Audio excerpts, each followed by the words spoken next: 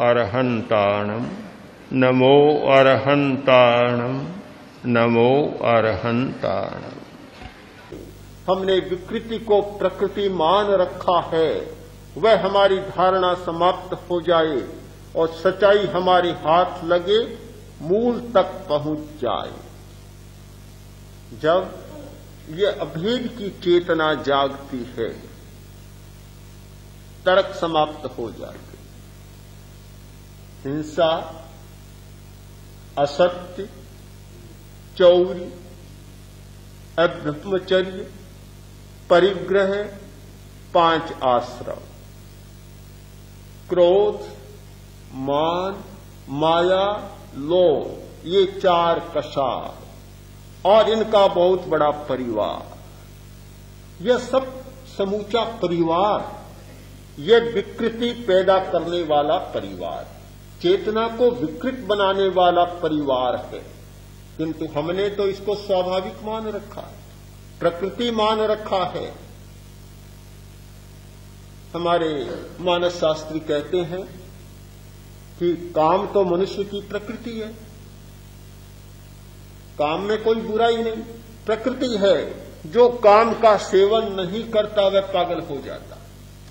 सबकी धारणा बन गई, आज तो युग की धारणा बन गई कि ये ब्रह्मचारी रहने वाले फालतू बकवास करने वाले हैं और ऐसा करने वाले तो पागल लोग हैं, अर्ध विक्षिप्त लोग हैं।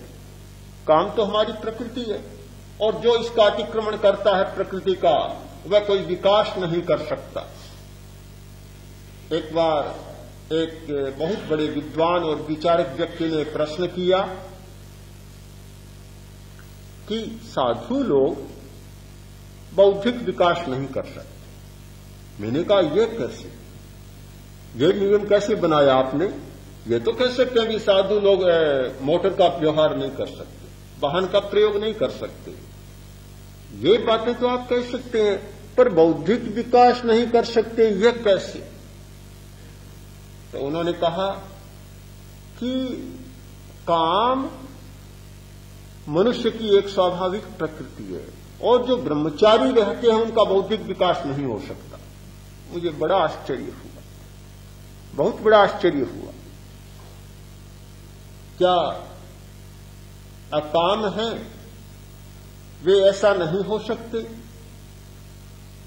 सामने वाला व्यक्ति कोई साधारण व्यक्ति नहीं था, हिंदुस्तान का जाना माना कवि, विचारक और विद्वान व्यक्ति। दूसरा ही प्रश्न रखा कि देखिए कालिदास इतना बड़ा कवि हुआ, अमुक इतना बड़ा विद्वान हुआ, वे सब इसीलिए हुए कि वे गृहस्थ थे, सन्यासी होते तो ऐसा नहीं होता। तर्क का कि तर्क होता है और भेद पर चलता है, कोई दोष नहीं। आज के मनोविज्ञान ने भी इस धारणा को बहुत पुष्ट किया है कि जो क्रोध नहीं करता, संवेगों का प्रयोग नहीं करता, वह अच्छा व्यक्ति, अच्छा प्रशासक या अच्छा नियंत्रक या काम चलाने वाला नहीं हो सकता। जो अपने अभिमान का प्रयोग नहीं करता, वह अच्छा योद्धा और अच्छा राष्ट्रभक्त नहीं हो सकता। ये संवेग जीवन के लिए बहुत अनिवार्य होते हैं। ये मनोविज्ञान का सिद्धांत कह रहा हूं, अपने मन की बात नहीं कर रहा हूं। संवेग जीवन के लिए अनिवार्य है, प्रकृति को संचालित करने के लिए, सृष्टि को चलाने के लिए ये सारे संवेग बहुत जरूरी हैं। काम का प्रयोग नहीं करने वाला विकास नहीं कर सकता। उनका सिद्धांत है कि कला का विकास, साहित्य का विकास, ये जितने विकास हुए हैं ये सारे काम प्रेरित विकास हैं, इनके बिना ये विकास ही संभव नहीं है। तो इन सारी विकृतियों को अध्यात्म ने जिन्हें विकृति कहा था, उनको प्रकृति मान लिया गया। मतभेद नहीं है, माना जा सकता है कि हमारे जीवन के स्तर पर इन सब को प्रकृति कहा जा सकता है, क्योंकि ये भी स्वभाव हमारे शरीर के स्वभाव है, इसमें कोई संदेह नहीं। क्रोध, अहंकार, लालच, काम, घृणा, ईर्ष्या, इनकी सारी ग्रंथियां हमारे शरीर में है। तो क्या शरीर की प्रकृति नहीं है? निश्चित है, शरीर की प्रकृति है।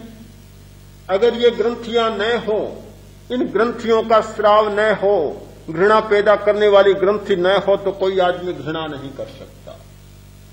जिसकी काम पैदा करने वाली ग्रंथि या उसके स्राव कम हो जाए तो कोई आदमी कामी नहीं बन सकता।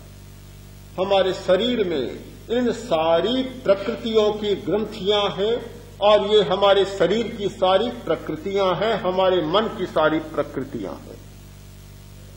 केवल इतना ही समझना जरूरी है कि अध्यात्म जिस भाषा में उन्हें विकृति मान रहा है और आज का मनोवैज्ञानिक जिस भाषा में उन्हें प्रकृति बतला रहा है, उनकी भाषा और उनके आधार को समझना होगा।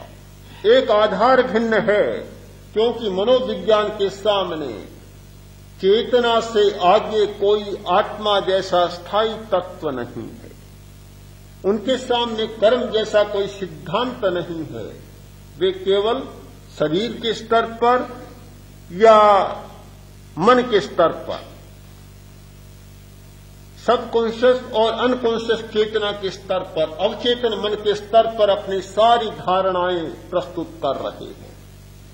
हम कैसे माने कि वे गलत बात कर रहे? उधर अध्यात्म, शरीर, मन, अंतर्मन, इन सब से परे जाकर और एक परार्थ चेतना, एक वास्तविक चेतना आत्मा के स्तर पर अपने सिद्धांतों का प्रतिपादन कर रहा है। दोनों की आधार भित्तियां बहुत भिन्न हैं, इसलिए दोनों को भी गलत नहीं कहा जा सकता, किंतु एक दूसरे के संदर्भ में जब हम विचार करते हैं तब हमें यह सोचना जरूर होगा कि केवल मनोविज्ञान के आधार पर ही हम प्रकृति को मानकर चलेंगे तो अध्यात्म की प्रकृति का संस्पर्श नहीं कर पाए। अध्यात्म ने जिस और गहरे तत्व का प्रतिपादन किया है, आत्मा जैसे गूढ़ सत्य का उद्घाटन किया है, अनावरण किया है, उस भूमिका पर पहुंचकर विचार करें तो ये सारी बातें समझ में आ जाएगी कि संवेग भी हमारी प्रकृति नहीं है, आवेग भी हमारी प्रकृति नहीं है। ये जितने पेशेंस और जितने इमोशंस हैं वे सारी की सारी विकृतियां हैं। ये यंत्रों का निर्माण भी हमारी प्रकृति नहीं है, यंत्रों का प्रयोग भी हमारी प्रकृति नहीं है। ये सब विजातीय बातें हैं। तो फिर इन सब की निंदा करने की बात भी हमारी समझ में आ जाएगी और फिर ये अटपटी बात नहीं लगेगी, ये अस्वाभाविक नहीं लगेगा कि जयाचार्य ने इतनी छोटी बातें बतलाकर और आज के विकास के यांत्रिक उपकरणों के प्रति एक अवहेलना की बात कही है। ये प्रश्न भी हमारा समाप्त हो जाए।